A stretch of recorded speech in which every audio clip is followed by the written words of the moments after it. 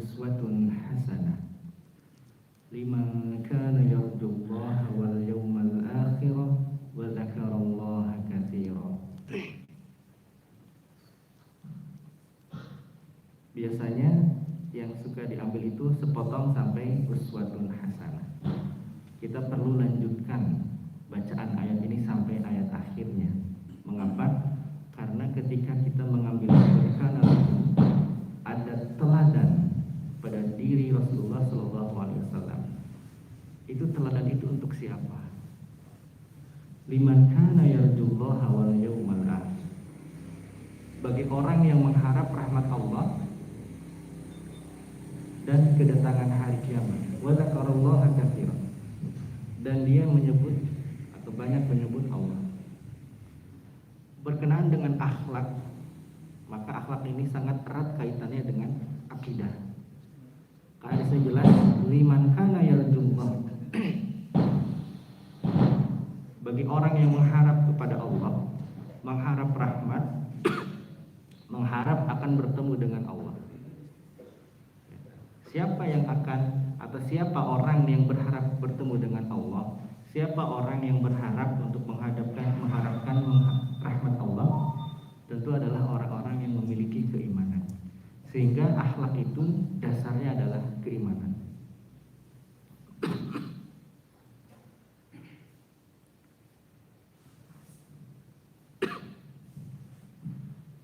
Akhlak dalam bahasa Arab itu adalah bentuk jamak, ya, plural dari kata al-khuluq. Al-khuluq asalnya dari kata khalqu, khalaqa yakhluqu, menciptakan. Allah disebut khaliq, yang menciptakan. Manusia disebut makhluk, dan seluruh alam semesta disebut sebagai makhluk. Asal kata yang sama, kalau tidak diberi harokat, ya, kita bisa tahunya dari siyaqul kalam. Apakah yang dimaksud adalah khalqun, ciptaan, atau khuluqun, akhlak? Secara bahasa, al-khuluqu adalah asadiyah, watak alami, at-tab'u, tabiat, al-muru'ah, keluhuran budi, wad-din, agama.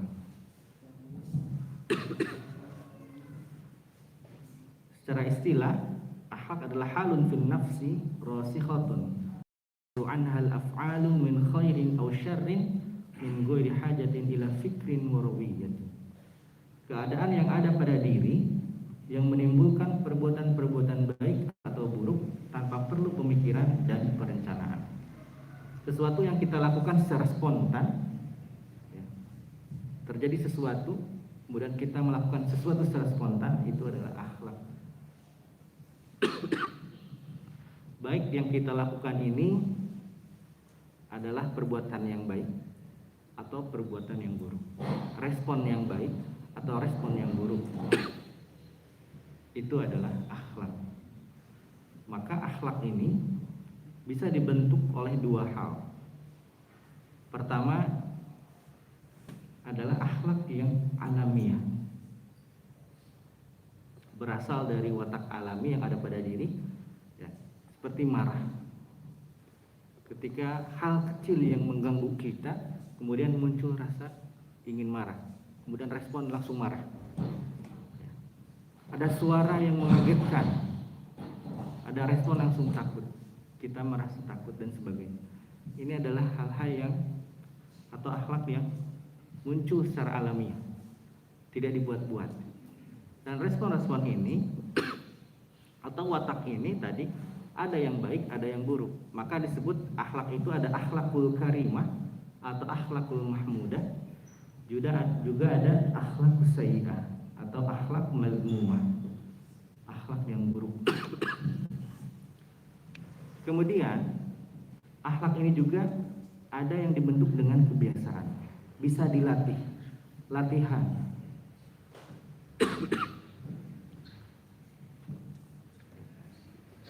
Awalnya akhlak itu sesuatu yang kita lakukan tanpa ada pemikiran dan perencanaan. Tapi ketika membuat satu kebiasaan, Otomatis itu dilakukan dengan perencanaan dan pemikiran. Kita mau melakukan apa? Ketika ada respon sesuatu, kita berpikir dulu, kita harus bagaimana nih, melakukan apa? Ya. Nah kemudian respon ini, perbuatan ini kita lakukan secara terus-menerus sampai berubah menjadi habit, kebiasaan, ya.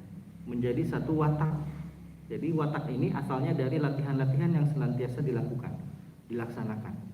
Nah, pembentuk akhlak dari kebiasaan inilah kemudian yang disebut dengan adab. Adab. Orang yang mengajarkan adab disebut muaddib. Adab juga termasuk kepada akhlak. Kalau adab, otomatis yang dimaksud nanti adalah akhlakul karimah.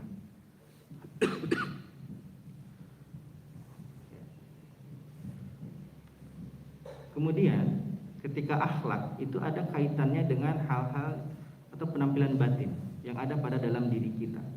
Sedangkan penampilan yang kita tunjukkan, yang kita gerakkan sampai terlihat oleh orang lain, itu yang disebut dengan suluk. Maka ada, kita sering mendengar akhlak, suluk, adab dan lain sebagainya, ya. Jika dilihat ternyata akhlak itu adalah berhubungan dengan batin, apa yang ada dalam diri kita. Sedangkan yang kita tampilkan dari fisik kita, penampilan-penampilan luar, ini disebut dengan suluk. Nah, akhlak ini kita tujukan kepada siapa, kita tampilkan kepada siapa, kita lakukan untuk siapa, ya. Tentu yang paling utama, akhlak ini kita lakukan, tampilkan kepada Allah Subhanahu wa Ta'ala selaku Khaliq. Karena kita makhluk, kita berakhlak, berkhuluq kepada Khaliq, kepada Allah Subhanahu wa Ta'ala. Kemudian kepada diri sendiri, bagaimana kita bersikap kepada diri sendiri, ya, melakukan akhlak yang baik kepada diri sendiri. Karena setiap kita, diri kita memiliki hak-haknya, dan kita berikan hak-hak itu, ya. Kemudian kepada muslim yang lain, juga ada masyarakat. Saya ambil muslim yang lain itu maksudnya bisa untuk orang-orang terdekat, seperti akhlak kepada kedua orang tua, akhlak kepada anak-anak, akhlak kepada keluarga, ya, seperti silaturahim dan sebagainya. Masyarakat ini umum, ada muslim, ada non-muslim. Ada akhlak kepada orang sekitar masyarakat, ada juga akhlak kepada non-muslim. Bagaimana kita bersikap kepada orang lain.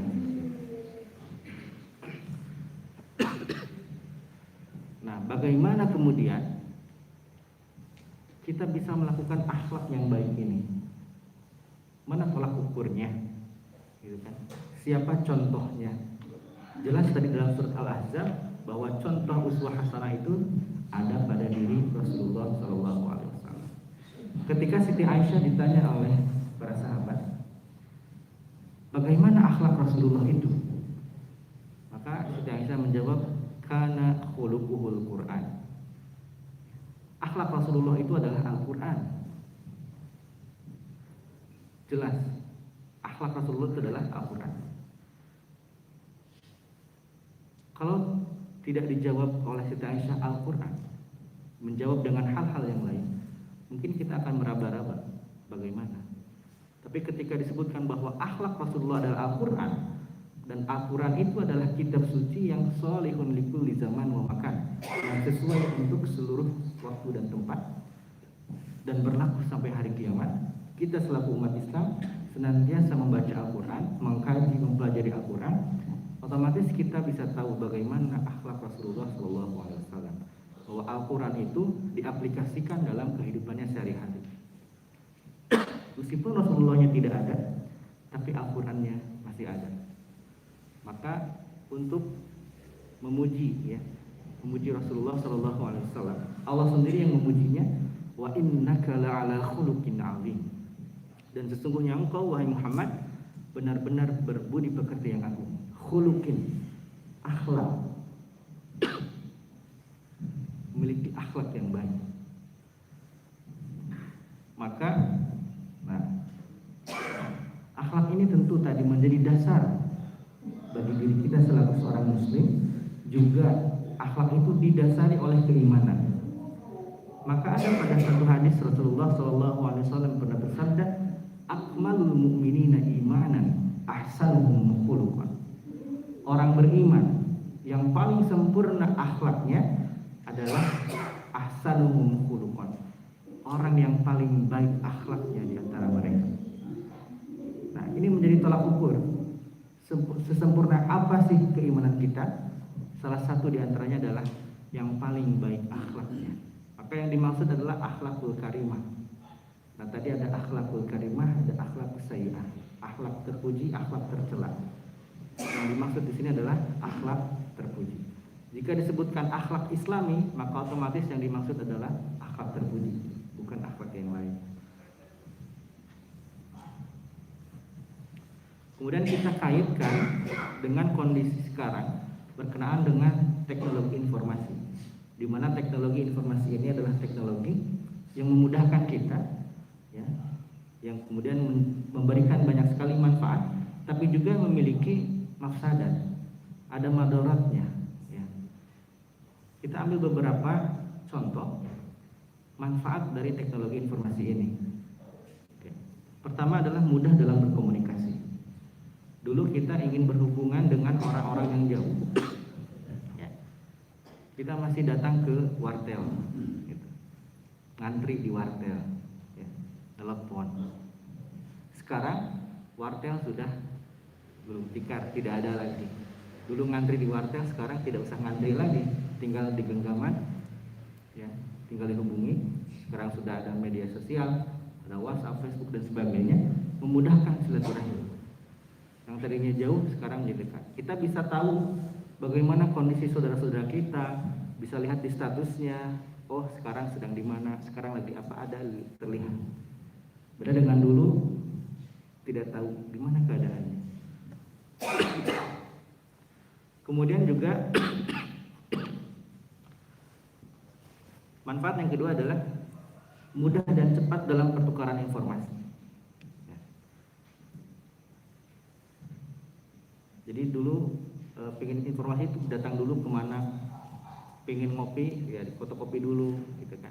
Sekarang bisa langsung kirim filenya via WhatsApp, kirim filenya lewat Facebook dan sebagainya, lewat email, lebih cepat ya. Kemudian juga mudah dan cepat dalam mencari informasi dan berita. Tentu setiap hari kita akan ada update berita-berita, informasi-informasi ya, tentang negara kita, tentang COVID juga update setiap hari. Itu kan bisa tahu. Kalau dulu pengen tahu kemana, ya jauh, mungkin harus ke kantor mana gitu untuk tahu informasi-informasi tertentu. Gitu. Tapi sekarang sudah ada keterbukaan informasi publik, ya, pejabat, gubernur, wali kota dan sebagainya juga sudah menginformasikan kegiatan-kegiatan. Informasi itu langsung ditampilkan dalam teknologi informasi ini. Ya. Kemudian juga mudah menjalin jaringan sosial dan bisnis, juga ada hiburan dan lain sebagainya. Maaf, agak batuk. Kemudian juga teknologi informasi ini ternyata memberikan mafsadat, ya. Ada madorotnya. Di antaranya lebih banyak waktu yang dihabiskan untuk dunia maya daripada dunia nyata. Apalagi ketika pandemi seperti ini, ya, dari awal pandemi, yang tadinya sering bertemu di kantor, bertemu di kampus, bertemu di masjid dan sebagainya, kemudian dibatasi, sampai akhirnya bertemunya dalam dunia maya, bertemunya dengan teman di Zoom, ya, bertemu dengan rekan kantor di Zoom, mengajar lewat Zoom. Kemudian kalau mahasiswa ada yang bilang, jadi sudah selesai tugas, ada tugas lagi, semuanya langsung muncul di WhatsApp-nya. Gitu. Jadi terus buka-buka itu. Apalagi tugas-tugasnya harus mencari literasi, ternyata buka terus, browsing terus, gitu kan. Lebih banyak waktu dihabiskan di dunia maya. Apalagi ada remaja-remaja yang kehidupannya hanya berpegang kepada handphone, buka Facebook, buka YouTube, ya. Sedikit-sedikit Facebook sedikit-sedikit, YouTube sedikit-sedikit, Instagram, terus aja. Habis baterai, cas lagi. Sedangkan dengan dunia luar, ya, sosial dengan masyarakatnya menjadi kurang, karena lebih asyik, lebih senang dengan kehidupan di dunia maya. Apalagi sekarang ada metaverse, ya. Kehidupan itu sudah di dunia mayakan. Ada juga pelanggaran hak cipta dan lain sebagainya. Kejahatan internet, cybercrime, tersebarnya hoax dengan cepat. Juga ada pornografi, perjudian, penipuan, tayangan kekerasan yang diadopsi oleh anak-anak dilakukan menjadi bully kepada teman-teman yang lain dan lain sebagainya. Ini kemudian yang menjadi mafsadat dari teknologi informasi ini. Maka teknologi informasi ini adalah bukan musuh sebetulnya yang harus dijauhkan seutuhnya, bukan pula mutiara yang harus diambil seutuhnya, karena di dalamnya terdapat manfaat dan mafsadat. Ada manfaat yang bisa kita ambil, ada juga madarat yang harus kita tinggalkan. Maka perhatikan sisi manfaat dan mafsadatnya. Ambil yang baik, yang bermanfaat untuk kita, ambil yang atau buang yang buruk, yang tidak bermanfaat, justru malah merusak. Maka pada akhirnya jadikanlah agama sebagai acuan. Tentu inilah yang menjadi rujukan adalah agama. Maka di antara pengaruh teknologi informasi terhadap akhlak muslim itu banyak. Di antaranya ada, ini pengaruh negatifnya ya, penurunan keimanan. Karena sering berinteraksi di media sosial, ya, sering melihat hiburan-hiburan, sehingga jauh dari Allah Subhanahu wa taala. Lupa mengingat Allah, lupa zikir kepada Allah. Kemudian ada juga aplikasi-aplikasi yang baru, Instagram, TikTok dan sebagainya. Generasi-generasi muda yang tadinya malu sekarang sudah berani, ya, bergoyang. Kemudian menampilkan auratnya di depan umum, maksudnya di aplikasi tersebut yang otomatis dilihat oleh orang luas, orang banyak. Kemudian juga tidak sedikit kata-kata yang digunakan adalah bahasa yang buruk, kata-kata yang kotor, yang kemudian menjadi kebiasaan. Ya. Komentar-komentar yang menggunakan bahasa-bahasa yang buruk. Juga ada fenomena prank, melakukan dusta, kebohongan. Ya. Tadinya mau memberi, tapi ternyata prank. Ini ada sembako hadiah 1 dus besar. Ketika dibuka ternyata sampah, kan? Yang tadinya mau menerima itu dia merasa, wah saya ada bantuan, berterima kasih, merasa bahagia. Tapi ketika dibuka ternyata sampah, tidak bisa dimanfaatkan. Ini adalah pelecehan katanya kan, seperti itu. Ini fenomena seperti ini ternyata ada. Juga tersebarnya hoax, ya, kebohongan, dusta dan sebagainya.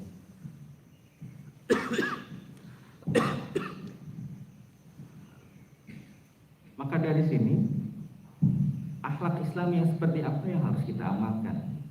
Tentu banyak sekali akhlak-akhlak yang harus kita tampilkan, yang harus ada pada diri kita. Ya, di sini saya tidak bahas semua, ini membahas beberapa. Yang pertama adalah al-muraqabah. Muraqabatullah, merasa diawasi oleh Allah. Ya.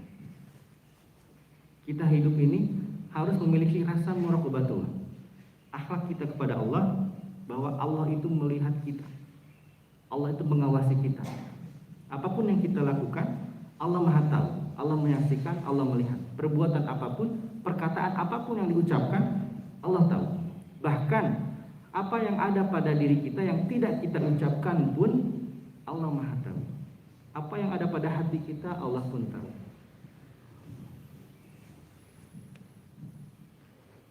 Maka ada sifat asma Allah yang namanya Ar-Raqib.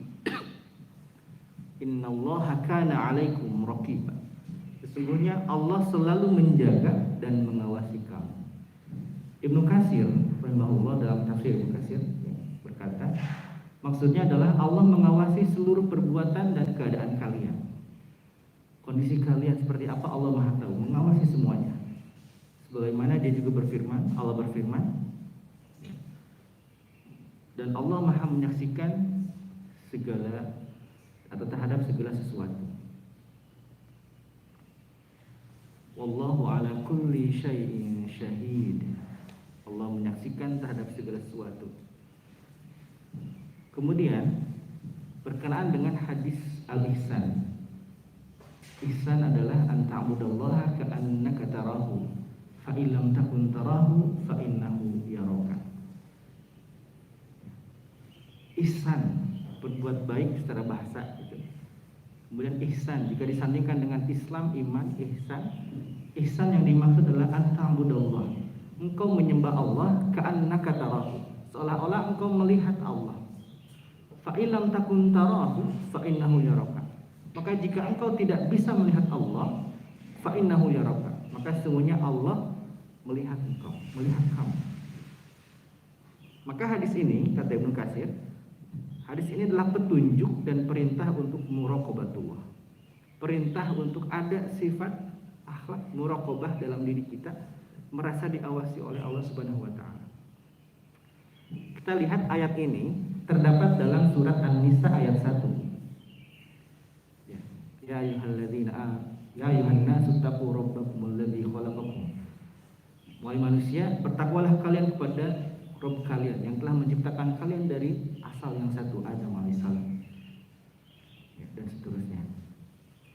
Maka makna yang dimaksud menurut Ibnu Katsir ialah agar sebagian dari mereka saling mengasihi. Karena asal manusia berasal dari satu, kemudian manusia selanjutnya berasal dari ayah dan ibu. Karena sama-sama manusia, berasal dari sama, maka dianjurkan ya untuk saling mengasihi, saling berkasih sayang, dan menyantuni orang-orang yang lemah di antara mereka.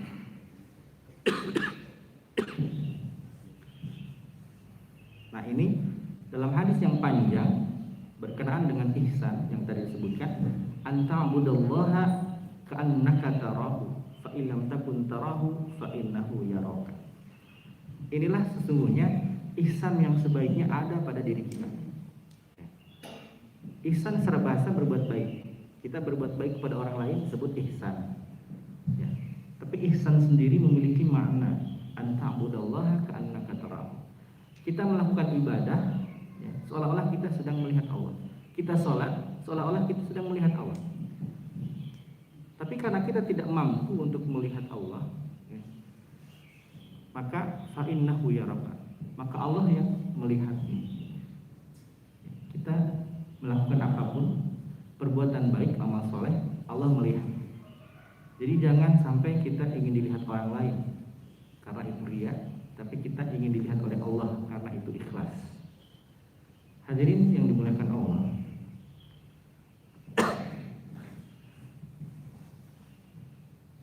pada zaman Umar bin Khattab menjadi khalifah, ya, beliau melakukan perjalanan ke satu tempat. Di tengah jalan, ya, padang rumput seperti itu, ada seorang pengembala kambing yang mengembalakan kambing yang banyak. Umar bin Khattab ingin menguji si pengembala kambing ini karena banyak. Kemudian Umar bin Khattab mendekati si pengembala kambing. Ya gulam, ya, hei jam, kalau kata kita, jam, sok jual ke abdi hijimah, ya. Coba saya beli satu kambing itu, karena saya suka kambing itu, satu saja. Karena kambingnya banyak, saya minta satu saja dijual untuk saya beli. Kata si pengembala kambing itu, tidak bisa tuan, karena kambing ini milik tuan saya tidak punya hak untuk menjualnya. Kalaupun mau beli ya harus ke tuan yang memiliki kambing-kambing ini. Saya tidak bisa menjualnya. Kata Umar bin Khattab menguji. Tidak apa-apa, hanya satu. Toh tuan kamu juga tidak lihat. Toh kamu juga bisa mendapatkan harta ya. Karena saya beli kambingnya, kamu dapat uang 1 dinar dulu. Tidak. Ya. Meskipun tuan saya tidak melihat, tapi Tuhan saya melihat. Meskipun Tuhan saya tidak melihat, tapi Tuhan saya melihat. Kalau saya melakukan itu, maka di mana Allah? Jika saya melakukan ini, maka Allah itu di mana? Tidak ada. Padahal sesungguhnya Allah itu ada. Setelah mendengar itu kemudian Umar bin Khattab takjub. Betapa hebatnya si pengembala ini. Dia memiliki sifat muraqabatullah, merasa diawasi oleh Allah Subhanahu wa taala.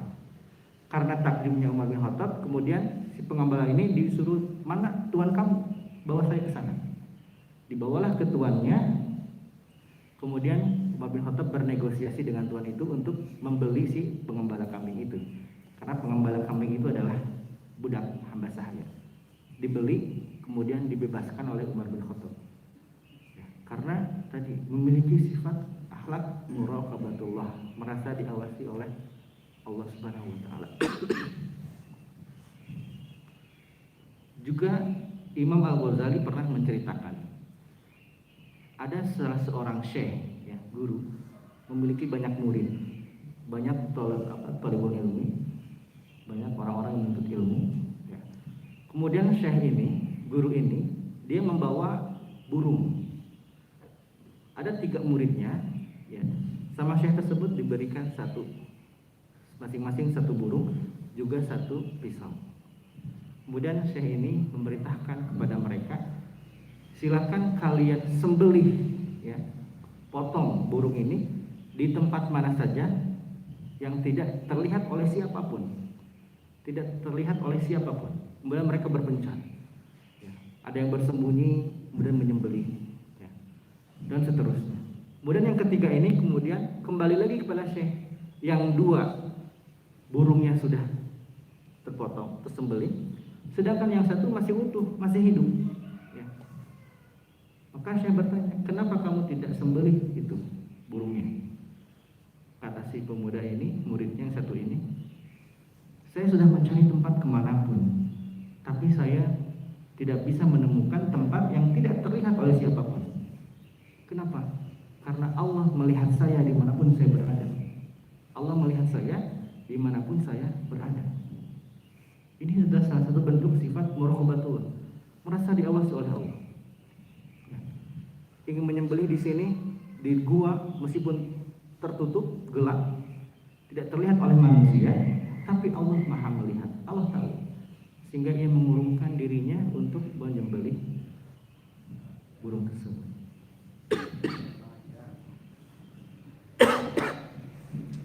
Kemudian di antara akhlak yang kedua adalah malu. Karena malu merupakan sebagian dari keimanan. Tadi ada satu fenomena anak-anak muda melakukan memperlihatkan aurat, wanita sambil lenggok-lenggok, ya, bergoyang untuk di-share di TikTok. Ada gitu, ya. Ketika dia sedang membuat video itu, tiba-tiba ada anak-anak SD lewat, ya. Dia sebenarnya malu langsung ditutup HP-nya. Padahal lagi goyang-goyang, ketika ada anak SD, itu lagi TikTokan, langsung ditutup videonya. Nggak jadi gitu kan. Pada dasarnya dia punya rasa malu sebetulnya. Tapi ketika dia sudah membuat videonya, kemudian dia share, kenapa tidak malu dilihat oleh orang lain? Gitu. Padahal sesungguhnya malu itu merupakan sebagian dari keimanan. Al-imanu bid'un wa sittun wal haya'u bid'un minal iman. Ya. Karena malu itu, rasa malu itu adalah syu'batun minal iman, sebagian dari keimanan. Orang yang tidak punya rasa malu, di mana keimanannya? Maka ada sabda dari Rasulullah SAW bahwa hilangnya rasa malu itu adalah akar dari kehancuran. Sebab beliau bersabda, "Innallaha 'azza wa jalla idza arada an yahlika 'abdan naza'a minhul haya." Sesungguhnya Allah jika hendak membinasakan seorang hamba, maka Allah akan mencabut rasa malu pada dirinya. Ya. Jika Allah berkehendak seorang memilih binasa, maka Allah akan mencabut rasa malunya. Sebagaimana juga jika Allah berkehendak kebaikan pada seseorang, maka Allah akan pahamkan dia terhadap agama. Man yuridillahu bihi khairan yufaqihu fiddin. Siapa saja yang dikehendaki kebaikan oleh Allah, maka Allah akan fahamkan dia terhadap agama.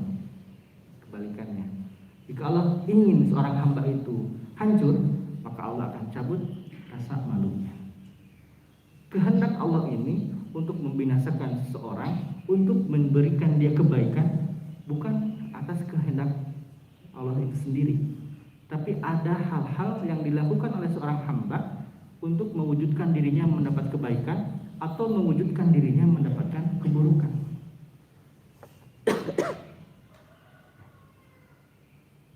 Maka dalam kelanjutan hadis ini, hadisnya lumayan panjang. Jika rasa malu itu dicabut, maka kamu tidak akan mendapati dirinya kecuali dia akan dibenci, sangat-sangat dibenci. Jika tidak melihat dirinya dibenci, maka dia, orang yang hilang rasa malunya itu, dia adalah orang yang suka menipu atau tertipu. Tapi kalau kamu tidak melihat orang itu seperti menipu atau ditertipu, maka dia akan dicabut sifat kasih sayangnya. Kalau kamu tidak lihat juga sifat kasih sayangnya itu hilang, maka dia akan menjadi keadaan yang terusir. Jika tidak lihat lagi dia terusir, maka akan dicabut darinya ikatan Islam. Nah, ketika al-haya, rasa malu itu dicabut oleh Allah, maka ikatan dari Islamnya, ikatan keislamannya dicabut. Orang yang tidak punya ikatan Islam, maka otomatis dia akan sangat jauh dari Allah. Ketika dia jauh dari Allah, terlena dengan kehidupan dunia, sudah hancur hidupnya. Maka begitulah ketika Allah ingin berkehendak seorang hamba menjadi orang yang binasa.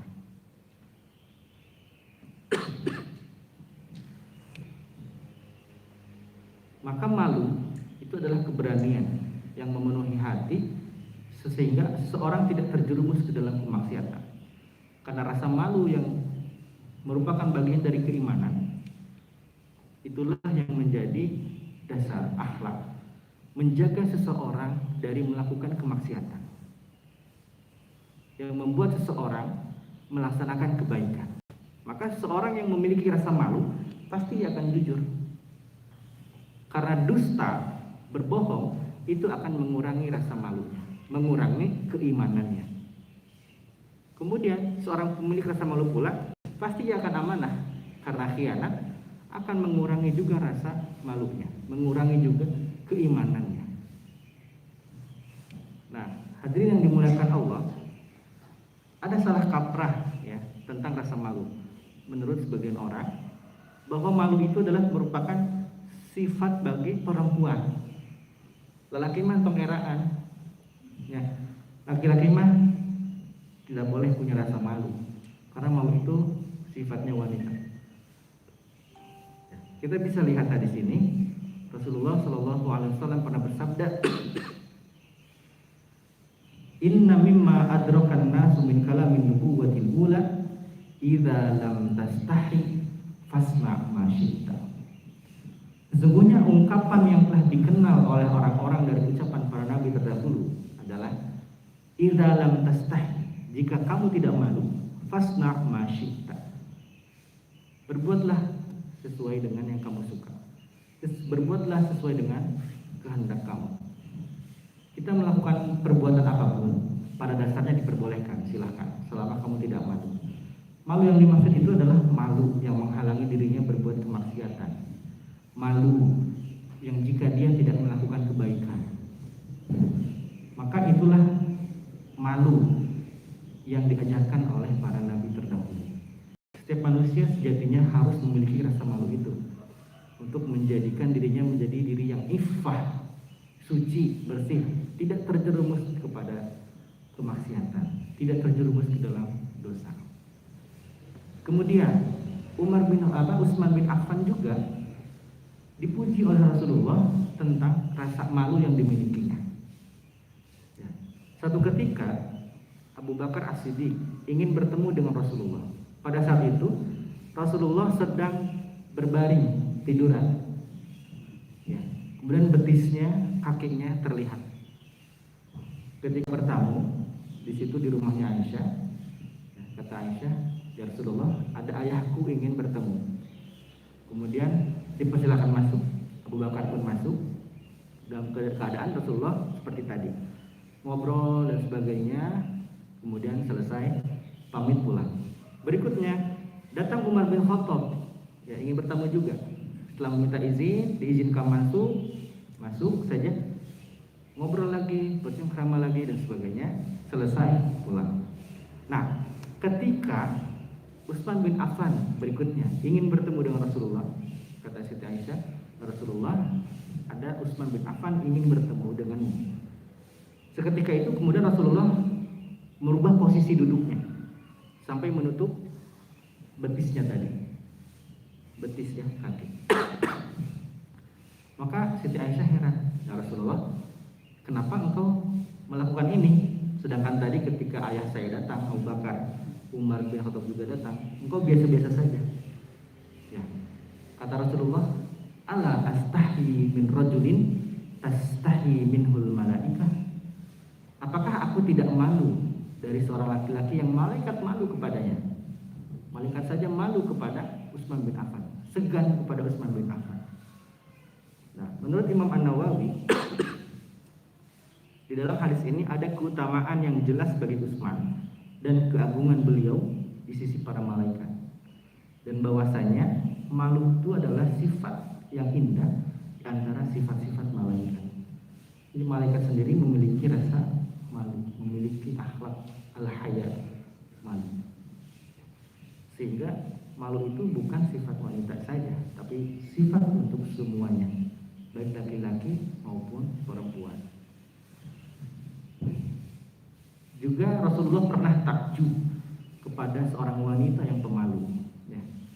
Pernah suatu ketika Baiat Aqabah, ya, ada Fatimah binti Uqbah bin Rabi'ah. Ia ikut berbaiat kepada Rasulullah SAW. Ya. Ketika dibaiat, di sana ada kata-kata Allah yusyrikna billahi syai'an wa la yaznin, bahwa para wanita ini tidak akan menyekutukan Allah dengan sesuatu apapun, wala yaznin, juga tidak akan berzina. Nah, ketika mendengar kalimat itu, maka Fatimah binti Utbah dia menutup kepalanya dengan tangan karena malu. Mendengar kata zina saja dia malu, menutup kepalanya, ya, malu. Maka fa'ajaba Rasulullah, apa yang dilakukan oleh Fatimah ini membuat Rasulullah takjub. Sungguh luar biasa rasa malu itu, atau yang rasa malu yang ada pada Fatimah binti Uqbah.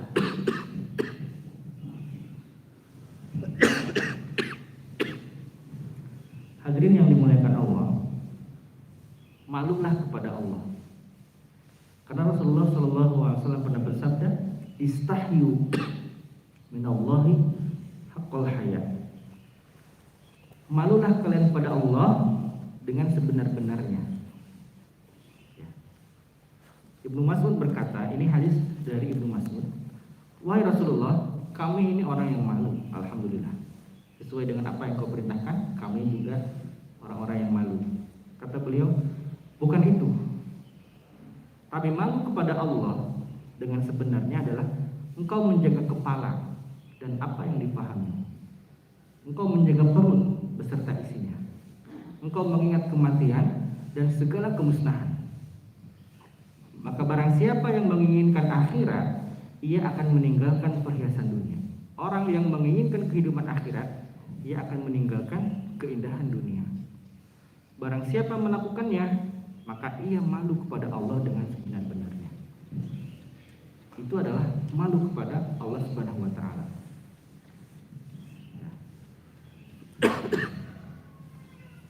Apa yang disampaikan oleh Rasulullah? Yang pertama, bahwa malu kepada Allah dengan sebenarnya adalah pertama, menjaga kepala dan apa yang difahami. Amalannya yaitu tidak mendengarkan hal-hal yang diharamkan, seperti ghibah, mendengarkan gosip, namimah, adu domba. Juga untuk menjaga kepala yang apa yang dipahami, menjaga kepala dan pikiran itu dengan bertafakur, mentafakuri alam semesta yang Allah ciptakan. Mentafakuri bagaimana Allah menciptakan langit, bagaimana Allah menciptakan bumi. Bagaimana mungkin langit itu tidak ada tiangnya, tidak runtuh dan sebagainya.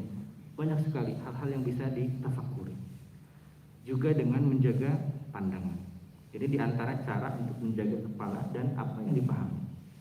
Kemudian yang kedua kata beliau, engkau menjaga perut dan isinya. Ya. Caranya bagaimana? Mensyukuri nikmat Allah, berpegang kepada sunnah, memperhatikan mana makanan yang halal, mana makanan yang haram, memperhatikan mana minuman yang halal, mana minuman yang haram, dan tidak memperbanyak tertawa. Yang ketiga, mengingat kematian dan segala kemusnahan. Itu dengan cara mengingat dan mengambil pelajaran hal ihwal kematian.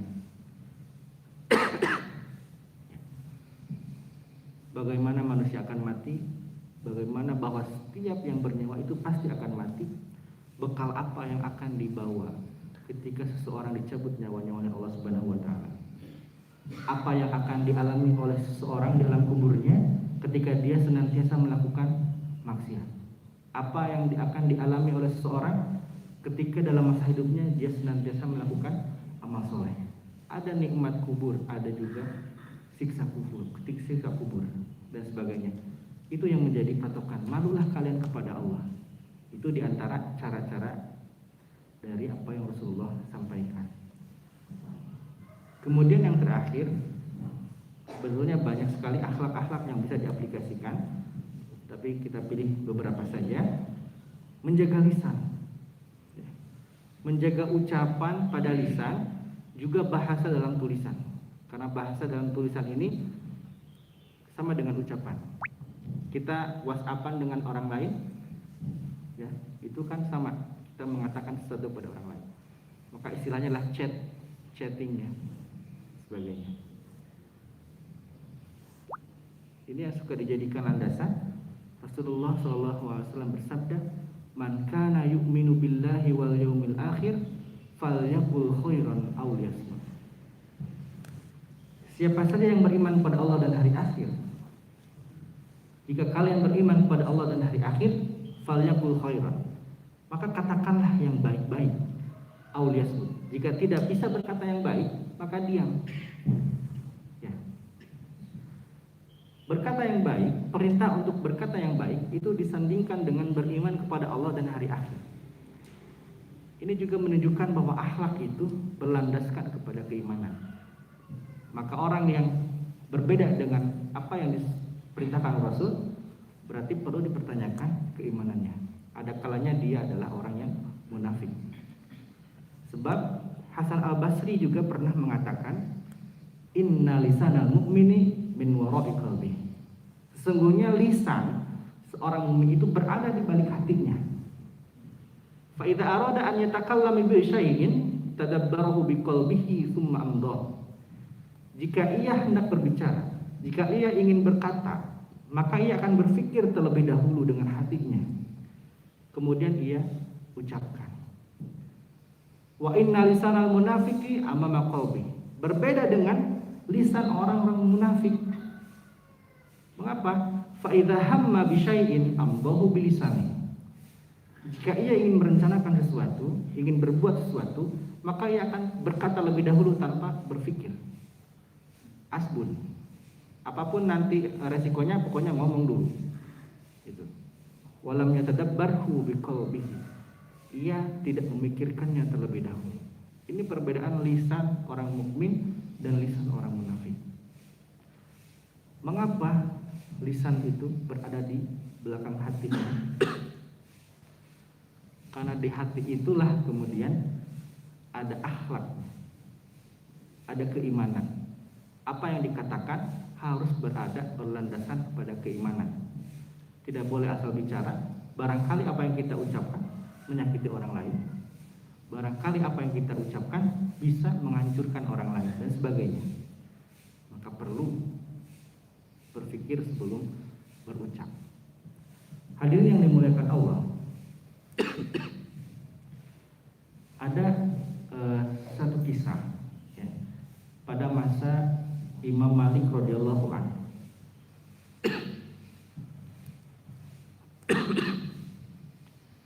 Pada Imam Malik, ya, imam mazhab yang 4, salah satunya Imam Malik. Pada saat itu ada seorang wanita yang suka memandikan jenazah, ya. Wanita suka memandikan jenazah. Ketika sedang memandikan jenazah, ya, si wanita ini kemudian berkata, "Katsiran ma zana hadzal farj." Ya. Betapa banyak perzinahan yang dilakukan oleh kemaluan ini. Maksudnya betapa banyak wanita ini yang dimandikan melakukan perzinahan. Nah, ketika sedang memandikan itu, tiba-tiba ya, dia mengatakan seperti itu, tangannya menempel di tubuhnya, tubuh jenazah, tidak bisa lepas. Maka orang-orang sekitar bingung, ini harus digimanakan? Si jenazah ini harus selesai dimandikan, harus dikafani, harus dikuburkan. Sedangkan tangan orang yang memandikan itu masih menempel. Maka mereka pun bertanya kepada para ulama. Ada yang mengatakan mayit itu, jenazah itu sama mulianya dengan orang yang hidup. Bahkan lebih mulia dari orang yang hidup. Makanya untuk menyelesaikannya, potong saja tangan wanita itu, potong. Tapi menurut ulama yang lain, ya, orang yang hidup justru lebih mulia daripada orang yang mati. Maka sobek saja sedikit bagian kulitnya supaya terlepas tangan si wanita tukang mandi tadi, tukang memandikan jenazah tadi.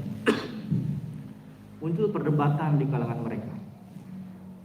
Sampai pada akhirnya mereka berpikir, di kita ini kan ada seorang ulama besar, ada Imam Malik radhiyallahu, ialah yang berhak untuk berfatwa. Maka ditanyakanlah kepada Imam Malik. Ya. Kemudian Imam Malik bertanya, apa sebenarnya yang dilakukan oleh wanita memandikan tadi tentang si mayit? Ya. Disampaikan bahwa wanita itu mengatakan, ya, betapa banyak perzinahan yang dilakukan oleh kemaluan wanita ini. Maka kata Imam Malik, hadza qadzaf. Ini adalah qadzaf. Qadzaf itu adalah menuduh wanita beriman melakukan perzinahan. Maka kata Imam Malik, jilidlah, cambuklah si wanita tukang memandikan tadi sebanyak 80 kali jilidan. Maka dilakukanlah penjilidan 80 kali sampai kemudian tangannya terlepas dan bisa dilaksanakan proses pengurusan jenazah berikutnya. Maka hadirin yang dimuliakan Allah, ini diantara kisah yang sangat berpengaruh tentang harusnya kita menjaga lisan. Tidak boleh asal bicara, tidak boleh bahkan memfitnah seseorang melakukan perzinahan. Ya. Maka jika Anda tidak dapat melakukan kebaikan, maka tahanlah dirimu untuk berbuat keburukan. Jika tidak dapat memberikan manfaat kepada orang lain, maka tahan. Ya. Tahanlah diri untuk tidak berbuat buruk kepada mereka. Jika tidak mampu untuk melaksanakan saum, maka janganlah kamu memakan bangkai daging manusia. Gibah. Wala yaghtab ba'dukum ba'dha. Jangan kamu menggibah, ya. Ayuhibbu ahadukum ayyakula lahma akhihi maitan fakarihtumu. Apakah kamu senang jika kalian memakan bangkai daging saudara kalian sendiri? Ya. Bergibah itu berbicara, ya, gosip dan sebagainya, itu sama dengan memakan bangkai daging manusia. Kalau tidak bisa saum, jangan gibah, gitu ya, seperti itu. Intinya jagalah lisan, jagalah apa yang akan kita ucapkan, jangan sampai berbuat keburukan. Karena lisan, anggota tubuh kita, hati kita semua akan dihisab oleh Allah Subhanahu wa taala. Hadirin yang dimuliakan Allah, masih banyak akhlak-akhlak Islami yang bisa kita lakukan, yang kita aplikasikan dalam kehidupan kita sehari-hari. Ya. Berkenaan dengan keterbukaan informasi ini ternyata luar biasa. Yang paling utama adalah kuatkan keimanan kita kepada Allah Subhanahu wa taala yang bisa menjaga diri kita, membuat kita menjadi orang bertakwa, karena takwalah sebaik-baik bekal yang akan menjaga diri kita dari perbuatan maksiat, yang akan mengarahkan kita untuk melakukan banyak amal soleh. Barangkali itu yang bisa disampaikan dalam kesempatan kali ini. Atas segala kekurangan, kesalahan, saya mohon maaf.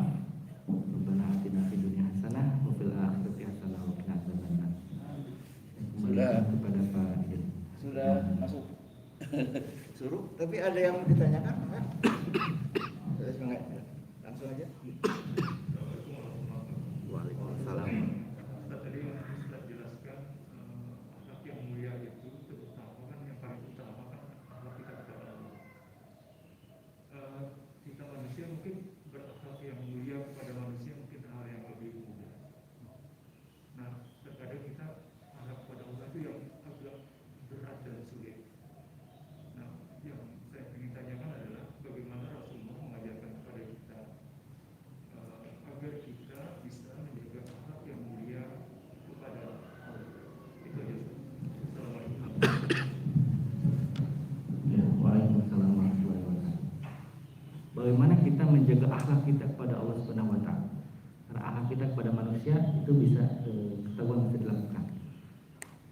Di antara akhlak kita kepada Allah itu adalah ridho.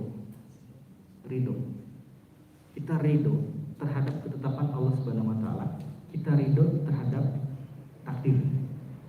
Maka ridho pada takdir itu merupakan salah satu bentuk keimanan kita kepada qada dan qadar. Ada orang yang menjaga diri, menjauhkan diri dari keramaian, menjaga diri banyak makanan yang bergizi, vitamin dan sebagainya, pakai masker, jaga jarak dan sebagainya. Tapi tiba-tiba dia terkena COVID. Toh dari mana? Kan saya selalu menjaga diri. Sedangkan orang-orang yang suka ke pasar berbaur, mereka tidak terpapar COVID. Kok saya bisa kena? Takdir, terima. Gitu. Bahwa apa yang Allah tetapkan pada seseorang, maka itu pasti terjadi. Apa yang Allah kehendaki bagi seseorang pasti akan terjadi. Tapi apa yang Allah tidak tetapkan kepada seseorang itu tidak akan terjadi. Ya. Maka ketika para sahabat sedang berperang, ya, mereka merasa takut kepada para musuh. Ya. Maka kata Rasulullah, majulah. Apa yang Allah tetapkan, jika Allah tetapkan kematian, maka kita akan mati. Jika Allah tetapkan kita hidup, maka kita akan hidup. Berperanglah di jalan Allah. Apapun nanti akhirnya, itu adalah ketetapan dari Allah Subhanahu wa taala. Orang yang berjihad di jalan Allah dengan sebaik-baiknya jihad, dengan ikhlas lillahi taala, ditakdirkan mati, wafat, maka ia akan mendapatkan pahala syahid. Gitu kan? Jadi kuatkan keimanan kalian kepada Allah. Jangan takut kepada apapun kecuali kalian takut kepada Allah. Maka takut kepada Allah pun termasuk antaranya khauf, akhlak yang lain. Berharap kepada Allah bahwa kita akan mati syahid, bahwa kita akan mati dengan husnul khotimah juga itu ar-raja. Berharap kepada Allah dan sebagainya. Juga yang paling utama diantaranya adalah ikhlas. Bahwa ikhlas itu adalah hubungan kita dengan Allah. Ketika kita melakukan amalan, ibadah, amal soleh, ikhlas karena Allah, maka balasannya pun langsung diberikan oleh Allah. Tapi ketika kita tidak ikhlas, kita melakukan amalan ibadah, tapi niatnya untuk orang, untuk dipuji orang, supaya terlihat oleh manusia, bukan karena Allah, bahkan Allah di nomor 2 kan, itu namanya riya. Termasuk di antara syirkul asghar, syirik kecil. Disebut syirik kecil karena kata Rasulullah digambarkan bahwa syirik kecil itu seperti semut yang kecil, semut hitam yang kecil berada di atas batu yang hitam di malam hari yang gelap. Weh, teka tingali, saking tidak terlihatnya. Jadi riya itu sesuatu yang tidak terlihat oleh diri kita sendiri karena sudah tertutup diri kita dengan tadi ingin dilihat orang lain. Ya. Merasa kita paling baik, merasa kita paling bagus, merasa diri kita paling indah, paling ganteng, paling cantik, ujub. Gitu. Maka tetap jagalah diri kita, ya, supaya kuatkan keimanan, supaya aman, dan bisa melaksanakan itu akhlak kita kepada Allah Subhanahu wa taala. Ikhlas, ridho, khauf, roja, termasuk muraqabah tadi juga akhlak kita kepada Allah Subhanahu wa taala. Kita menganggap bahwa Allah itu ada, memang sebetulnya ada, gitu kan? Tapi kita tidak banyak mengingat Allah, seolah-olah kita tidak ada Allah. Allah itu dianggap apa, gitu kan? Bagaimana akhlak kita kepada Allah? Muraqabah, Allah itu ada. Bahkan wa nahnu aqrabu ilaihi min hablil warid. bahwa kami itu lebih dekat kepada seorang daripada urat lehernya. Ya. Apa yang kita lakukan, apa yang kita ucapkan, Allah lebih tahu, Allah Maha tahu. Karena Ilyatalaqal mutalaqiyani 'anil yamini wa 'anil shimali qa'id. Karena ada dua malaikat ya, yang mengawasi dan yang mengikuti kita kemanapun kita pergi, yang mencatat amalan kita, mencatat apa yang kita ucapkan, amalan baiknya atau amalan buruknya dicatat dan dilaporkan oleh Allah sampai Allah mengetahui apa yang dilakukan oleh hambanya. Itu semua diantara akhlak-akhlak kita kepada Allah Subhanahu wa Ta'ala. Wallahu a'lam bishawab. Terakhir ya, Profesor Uju terakhir ya. Apa yang kita ucapkan, yang di dalam hati atau dan yang diucapkan itu Allah mendengar. Nah pertanyaannya, apabila dalam hati itu ada pikiran jelek, apakah itu sudah dicatat sebagai dosa?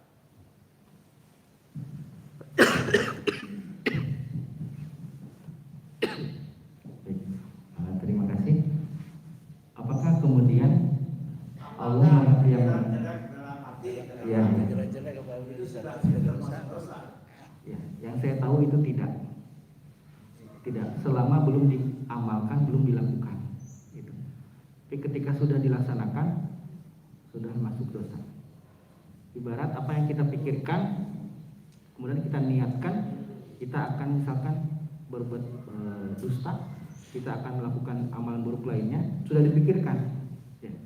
Tapi belum kita amalkan, tidak. Itu kemudian pikiran-pikiran negatif itu, ya, rencana-rencana buruk itu, kemudian yang membuat hati kita menjadi rusak. Nah, rusaknya hati itu kemudian yang membuat tingkah laku kita rusak juga. Jadi apa yang kita lakukan, perbuatan buruk yang kita lakukan, laksanakan, sudah terjadi, itu berdasarkan kepada pikiran juga, berdasarkan kepada hati juga. Rencana-rencana tadi hanya sebatas wacana-wacana saja, tidak dilaksanakan. Lama-lama menjadi kotor hati kita, menjadi hitam, menjadi tidak suka dengan orang lain, menjadi dendam dan sebagainya. Kemudian perbuatan itu atau pikiran-pikiran itu membuat kita melakukan sesuatu respon yang buruk, akhlak sayyi'ah, perbuatan akhlak yang buruk. Itulah kemudian yang dihitung menjadi dosa. Itu. Wallahu a'lam bishawab. Saya pikir sudah berapa waktu surut ya dari rumah sudah pada, maka ditutup dengan doa saja. Baik, terima kasih Bapak Ibu meeting di masjid ataupun yang ada di rumah. Semoga apa yang telah kita laksanakan pada hari ini memberikan banyak sekali manfaat dan mudah-mudahan mendapatkan rahmat dari Allah Subhanahu wa Ta'ala yang senantiasa para malaikat pun mendoakan kita semua sampai kita bubar, dan semoga kita berada dalam lindungan Allah Subhanahu wa Ta'ala. Rabbana zalamna anfusana wa illam taghfir lana wa tarhamna